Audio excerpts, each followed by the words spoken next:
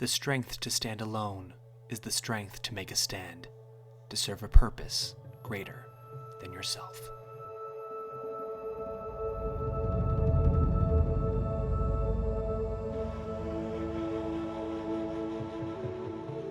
Welcome to Legends, a series that delves into the lore within Horizon Zero Dawn, a world with an abundance of powerful and moving history begging to be explored. Today, we continue our exploration into the many weapons that have come to define the world of Horizon. The focus of this episode, ranged weaponry.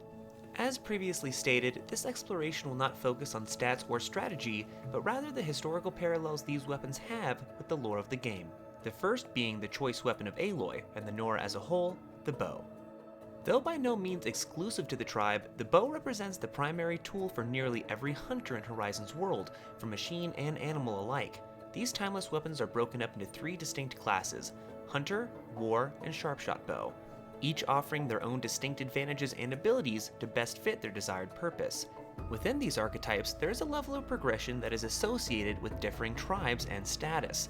The first bow Aloy receives is naturally of Nora origin. Though renowned with their skill with the weapon, this may not directly correspond to the actual craftsmanship of the weapon itself. With the influence of the old ones as strictly taboo, we see little tinkering with the classic design the Nora use for their bows. When we move to the first tier of Carja-designed bows, we see the use of pulleys and other mechanisms resembling more of a modern compound bow, blending timeless techniques with mechanical advancements brought from the harvested machines. This type of design maximizes energy storage and reduced holding weight at full draw. This process is taken even further in the Shadow variant of these weapons, presumably due to the more militaristic focus of the Shadow Carja, resulting in a more finely tuned arsenal of weapons than their enemies in Meridian. Outside of the cut, some of the finest bows in the game come out of the hollowed halls of the Hunter's Lodge.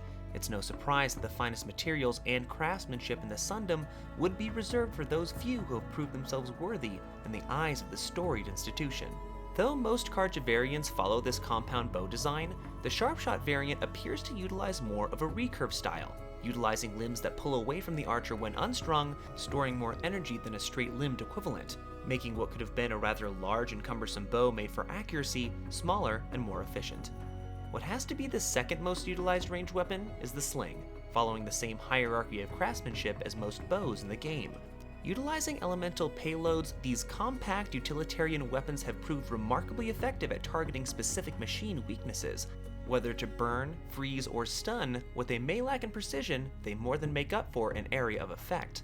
Its counterpart, the Blast Sling, has proven remarkably effective against not only robotic adversaries, but those of flesh as well. Delivering explosive payloads in slightly different ways, the Blast Sling is one of the more versatile weapons in Horizon's world. Where a blast bomb would provide a high-powered asset for an aggressive approach, proximity bombs provide a more tactical alternative, allowing for a veritable minefield to be laid quickly in the path of an unassuming foe.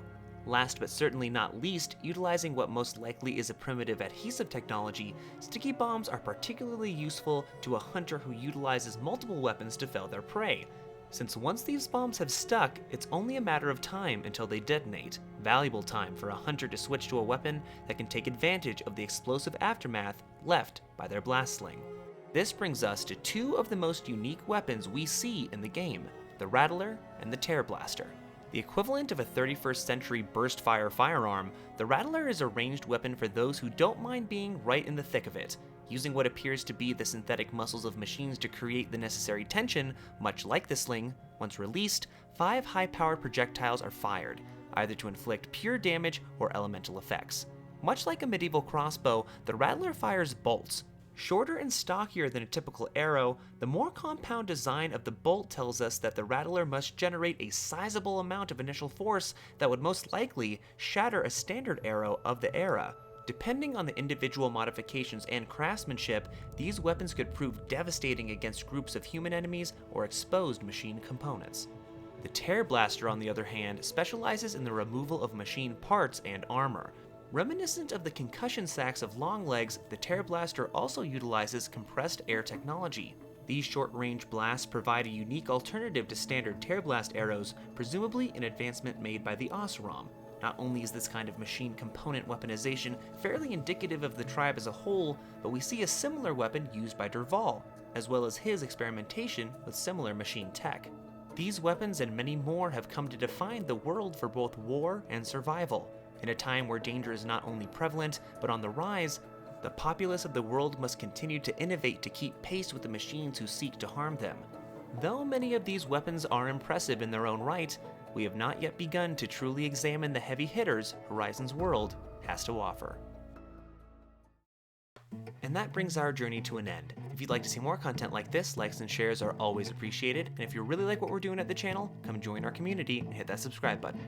Also consider supporting the channel on Patreon to help us create new series and to supply more quality content just like this. Check out the link in the description. The topic for today's video came from one of you, our awesome subscribers, so if you have a great idea or interesting question that could lead to our next episode, let us know in the comments down below. And until next time, thanks for watching, keep questing.